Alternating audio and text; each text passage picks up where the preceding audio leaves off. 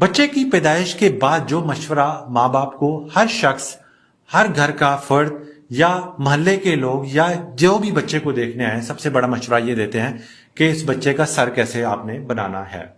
تو جو بھی آپ کو شخص ملے گا وہ مختلف مشورہ دے گا۔ کچھ لوگ کہیں گے کہ سر اور ماتھے کو بنانے کے لیے سر کو زور زور سے دبائیں تاکہ اس کی شیپ اچھی ہو۔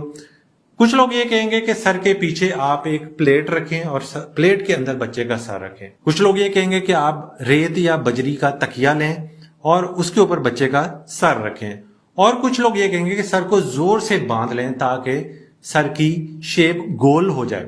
اور کچھ لوگ یہ بھی کہیں گے کہ سر کو آپ نے کیپ بالکل نہیں پہنانی تاکہ سر کو سانس آ سکے اور اس کی نشو و نما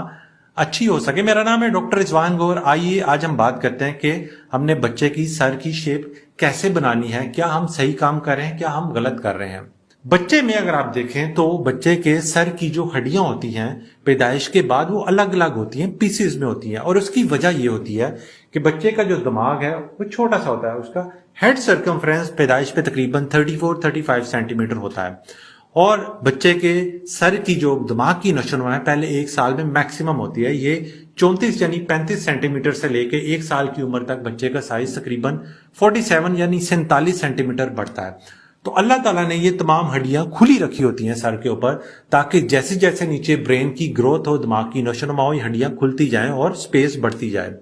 اگر کسی بچے کی یہ ہڈیاں آپس میں ملی ہوں پیدائش کے وقت، یعنی ان میں سپیس جگہ نہ ہو، یعنی اس میں جو سافٹ سپاٹ ہے وہ بھی نہ ہو، تو ایک بیماری ہوتی ہے جس کو مائکروسیفلی کہتے ہیں۔ اکثر آپ نے بڑے لوگ دیکھے ہوں گے جن کے سر چھوٹے چھوٹے ہوتے ہیں، اور اس کی وجہ یہ ہوتی ہے کہ ان کے سر کی ہڈیاں الگ الگ نہیں ہوتی، یا پھر ان کے دماغ کا سائز ہی پیدائشی طور پر چھوٹا ہوتا ہے۔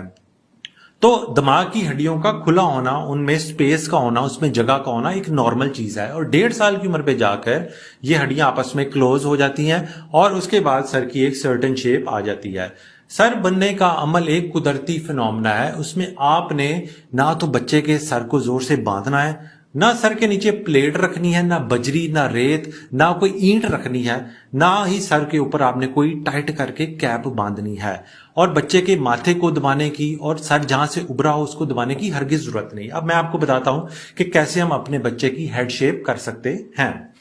ہیڈ شیپنگ کے لیے کوشش کریں بچے کو دائیں اور بائیں کروٹ بھی لٹائیں تاکہ سر کے تمام ایریاز پہ ایکول پریشر پڑے اور ایک سرٹن شیپ آ سکے۔ کوشش کریں بچہ جیسے ہی 3 ماہ کا ہو تو اس کو جاگتی ہوئی حالت میں، یعنی اویک سٹیٹ میں، اس کو ٹمی ٹائم، یعنی اس کا پیٹ نیچے کی طرف ہو اور کمر اوپر کی طرف، لیکن بچہ جاگ رہا ہو۔ آپ کی سپرویژن میں آپ نے یہ بچے کو اس طرح ٹمی ٹائم کرانا ہے۔ ٹمی ٹائم سے یہ ہوتا ہے کہ بچے اپنا سر اٹھانے کی کوشش کرتے ہیں، ان کے گردن کے پٹھے، ان کے شولڈر کے پٹھے مضبوط ہوتے ہیں۔ بچے کو لٹانے کے علاوہ کوشش کریں اٹھائیں بھی، تاکہ آپ جب اس کو کڈل کریں گے، اٹھائیں گے، اس سے بھی ہیڈ شیپنگ بہتر ہوگی، ایک خاص ایریا پہ پریشر ہرگز نہیں رہے گا۔ بچے کو جب آپ نے لٹانا ہے تو کوشش کریں جو اس کا میٹریس نیچے فوم ہو وہ فرم سرفیس ہو، نہ بہت سخت ہو نہ بہت نرم ہو، اور یہ پلیٹس، بجری، سیمنٹ، یہ تمام چیزیں بالکل استعمال نہ کریں۔ بچے کے سر پہ اگر بہت زیادہ پریشر پڑے گا تو یہ چیز یاد رکھیں کہ ہڈیوں کے نیچے دماغ ہوتا ہے، اگر دماغ پہ آپ پریشر بہت زیادہ ڈالیں گے تو نقصان دہ ہو سکتا ہے۔ اسی طرح اگر آپ سر کو بہت زور سے دبائیں گے تو نیچے دماغ کو نقصان ہو سکتا ہے، سر کو بہت زیادہ زور سے باندھیں گے تو نیچے دماغی نشو و نما متاثر ہو سکتی ہے، جو کہ ساری عمر بچے کو مسئلہ کر سکتی ہے۔ اگر پھر بھی آپ کو اپنے بچے کے سر کی شیپ کے بارے میں بہت کنسرن ہے تو اپنے ڈاکٹر سے ضرور رجوع کریں۔ ہو سکتا ہے وہ شیپ آپ کے نزدیک نارمل نہ ہو، ڈاکٹر کہے نارمل ہے، اور ہو سکتا ہے ڈاکٹر کہے کہ اس کے لیے کچھ انٹروینشن یا کچھ ٹیسٹ کروانے کی ضرورت ہے۔ کبھی بھی لوگوں کے کہنے پہ اپنے بچے کے سر کی شیپ پر تجربات مت کریں۔ جتنی چیزیں میں نے آپ کو شروع میں بتائی ہیں جو کہ بچوں کے ساتھ کی جاتی ہیں، ان کا کوئی بھی سائنٹیفک ایویڈنس، کوئی ایسا شواہد نہیں ہے کہ ہم اس کو ریکمینڈ کر سکیں آپ کے بچے کی ہیڈ شیپنگ کے لیے۔ امید ہے یہ معلومات آپ کے لیے کارآمد ہوں گی۔ اپنا اور اپنے بچوں کا بہت بہت خیال رکھیں، بھائی کو دعاؤں میں یاد رکھیں۔ اللہ حافظ۔